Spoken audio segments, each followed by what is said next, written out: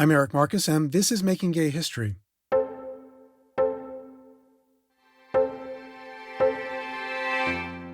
I'm recording this introduction on Thursday, April 2nd, 2020, exactly 3 weeks since my partner Barney and I began sheltering in place at our apartment on the west side of Manhattan, where it's very, very quiet. Some of my neighbors have left town, and just about everyone else is staying close to home. We know from the terrifying news reports that it's anything but quiet at the city's hospitals. At my brother's hospital in Maryland, my brother tells me they're getting ready for what they fear is a wave of very sick patients. We've been hearing from friends across the country and around the world who are staying home or working on the front lines to keep the lights on or to save lives. In Kenya, Rwanda, the UK, Russia, Mexico, Denmark, Italy, Australia, and the little island of St. Bart's. As scary, sad, and enraging as these times are, there's comfort in knowing that we're not alone. And that's got me thinking about Wendell Sayers. Wendell lived in a different kind of isolation, one that's familiar to me because for the first 17 years of my life, I never shared with a single person who I really was.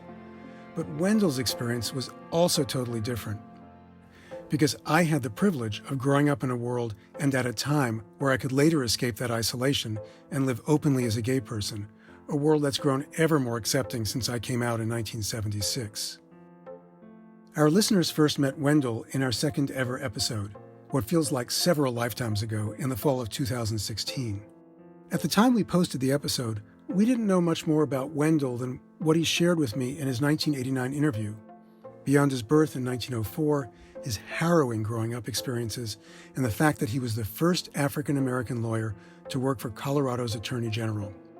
I didn't even have a photograph of him.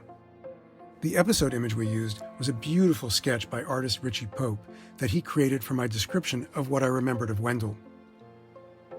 Since then, we've managed to uncover much more about Wendell and his life, and we found a photograph too.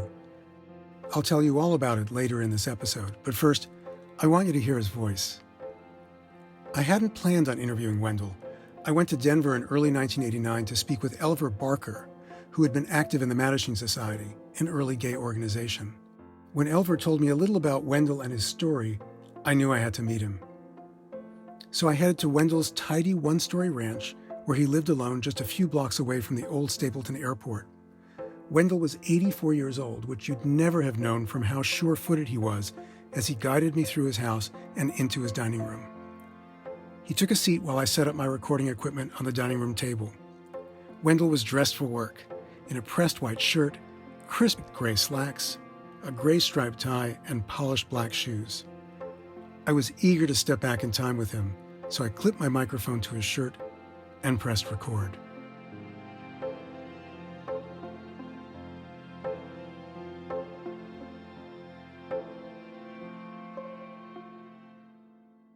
Interview with Wendell Sayers, Saturday, January 14th, 1989. Location is the home of Wendell Sayers in Denver, Colorado. Interviewer is Eric Marcus, tape 1, side 1. I grew up in a very segregated society, which kept me always aware that I was different. If anything went wrong in the town, it was always I who did it. Yeah, it's a lot of pressure. It's a lot of pressure. And gradually I discovered that I was different. And I thought I was the only one in the world. I remember one time when I first discovered that things were not right, I mean sexually, that I wanted to kill myself. Do you remember how old you were? I'd say about 15 then. Do you remember what you thought, how you realized you were different? Well, I knew I didn't care anything about girls. Everybody else was chasing after girls, and I couldn't figure out why. This didn't make sense to me, and it still doesn't. So you thought about killing yourself? I thought one time I just didn't want to go through life this way, and I didn't know other way to keep from it. And I was just completely down and out, so to speak. I gave up, practically. Finally, my dad came to me one day and told me what he had heard, and whether he heard it or how he found it out, but somebody must have told him. What did your dad hear? He didn't tell me. He told me things. He told me that he had heard that I was not natural sexually. He said, we'll go to Mayo Clinic, get your examinations, and see if we can find out what caused it, what to do about it. So he puts Mother and I in the car, and we go up to Minnesota. Minnesota, okay. That was back in the days you couldn't get a place to stay, you couldn't get a place to eat. Because you're black. Because you're black. What did you do? Buy crackers and bologna in the store and take them out and eat them, stuff like that. Where did you sleep?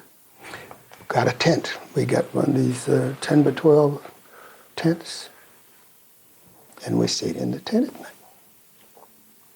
Take all of that and put it together. It's awfully hard on anybody. Don't care whether he's white or black, green or yellow. Right. That kind of pressure is terrific. How old were you then? I was still quite young. Were you still in high school? Yes, I think I was still in high school. You must have been terrified. I was terrified. Now they've had me in the hospital in and out for several days. Did they ask you questions? Oh, yes. All kinds of questions. They determined that I was homosexual and that there was nothing they could do about it. And final report from Mayo's was that according to their state laws, that they should report me and have me incarcerated. Incarcerated? Yeah. For what? Because I was different. Put in jail? In jail.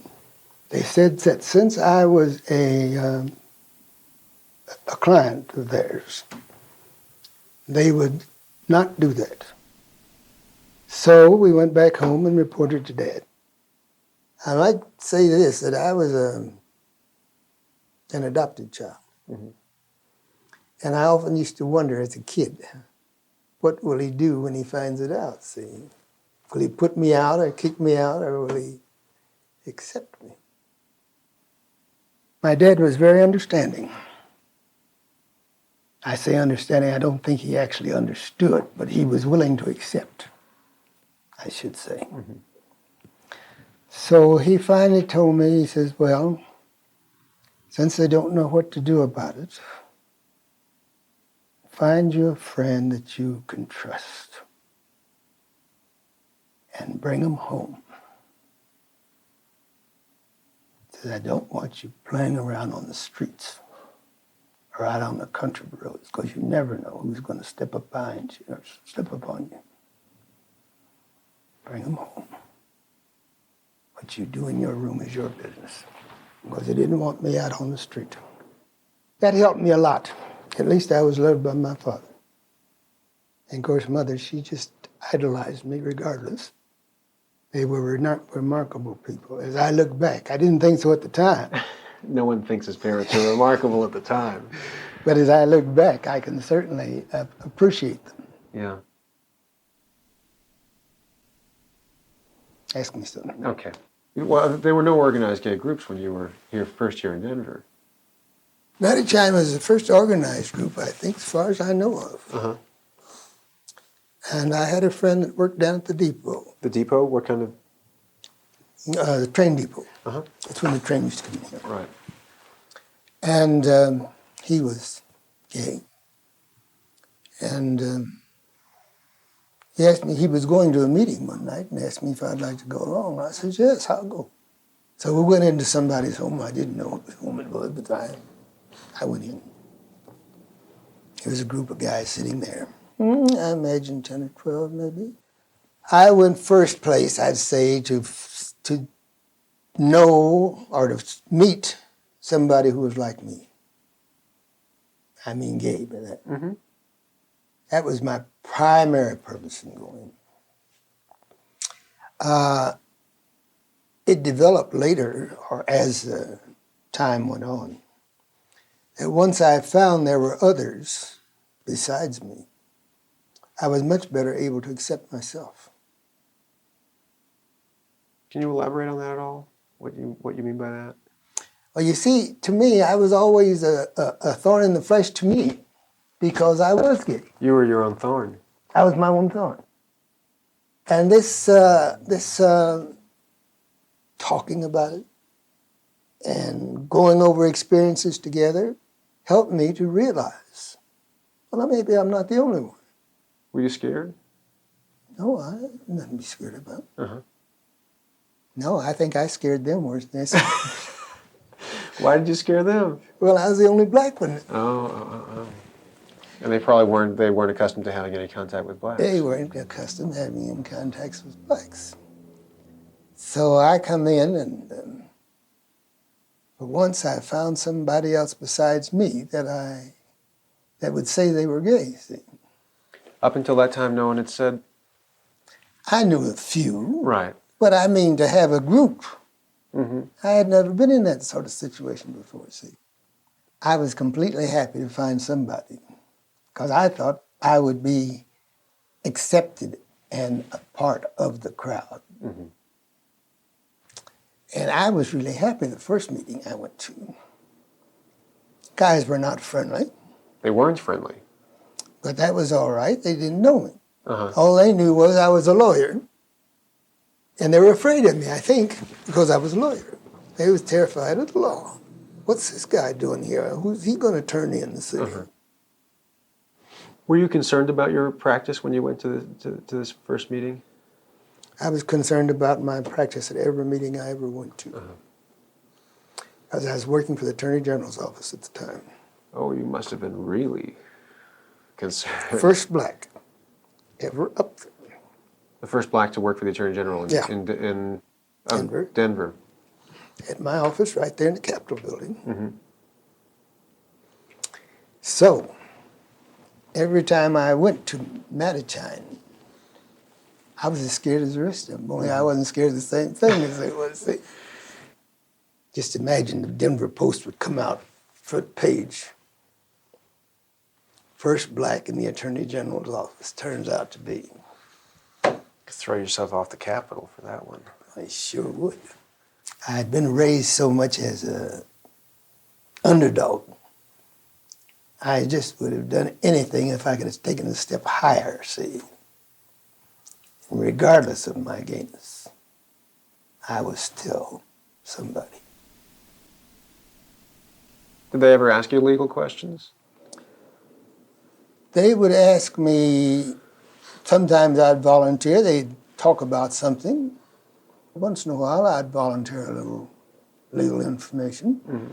But to be, I was not a hired or paid consultant, just volunteer. Everything was volunteer back in those days. I remember one time I set up one boy had got himself caught with a whole lot of nude pictures. Mm-hmm. And of course they took him down to trial.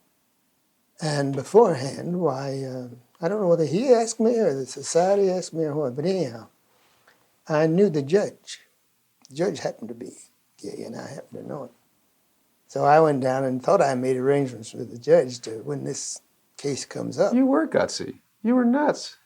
Plumb nuts. As I look back now, I was plumb nuts. I can't deny it. I went down and asked the judge, talked to him personally. Told him this guy was coming in, and I wish he'd be as lenient on him as he could. And damn it, excuse me, when come time for the trial, the judge took that day off. He didn't want anything to do with it. Huh? He didn't want anything to do with it. Didn't want anything to do with it. But I was kind of glad afterwards that I had warned him ahead of time. Right. Because he and I were good friends. See, we had nothing between us but just good friends. Right. And I think he knew me, and I think I knew him. Mm-hmm. So he just took that day off when this guy was supposed to. So you advised on a number of cases like that then? That's the only one. The only one. I think that was the only one. But you stuck your neck out. That was way out. That was way out. I wonder somebody didn't chop it off. It's a wonder somebody didn't chop it off. You must feel like God's been watching over you God pretty has carefully. watched over me, I'm telling you, ever since the day I was born. Yes, sir, definitely. Wendell Sayers died on March 27, 1998, just shy of his 94th birthday.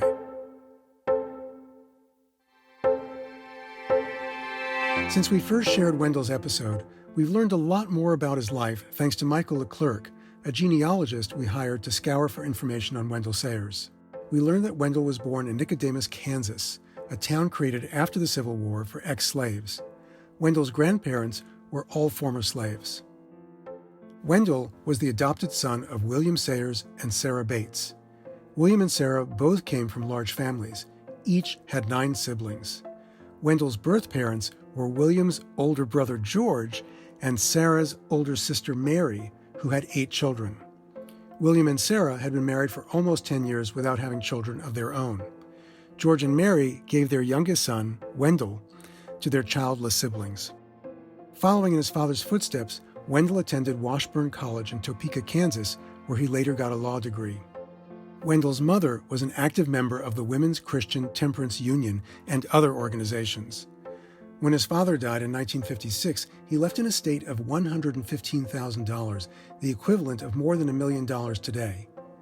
Part of the estate was to be used to help African Americans find places to get food and lodging without being rejected because of their race. In 1945, Wendell started his private law practice in Denver. He worked on many civil rights and discrimination cases. In the 1960s, he became the first Black Assistant Attorney General for the state of Colorado. After retiring, Wendell returned to school to get a bachelor's degree in music performance and theory from the University of Denver. Music was his first love. He appeared in multiple volumes of Who's Who in Black America. I've often thought of the last words Wendell said to me as I said goodbye to him on the steps of his house more than 30 years ago. "Is it too late," he asked, "for me to meet someone?" That question has always left me with a heavy heart because it suggested a lifetime of isolation and loneliness. An isolation that was forced on Wendell by a world that would have destroyed him if he hadn't hidden his sexuality. And later, a self-imposed isolation in a changed world that Wendell didn't yet trust would accept him. But in these difficult times, when isolation is a necessity for so many of us, I also think of Wendell as an inspiration. Wendell created a world for himself. He persevered. He bore his aloneness with dignity and resourcefulness. He found community in his church. He pursued his love of music and proudly showed me the gleaming electric organ that took center stage in his living room. He found ways to cope, found meaning, connection, and pleasure under trying circumstances. I hope the same is true for you.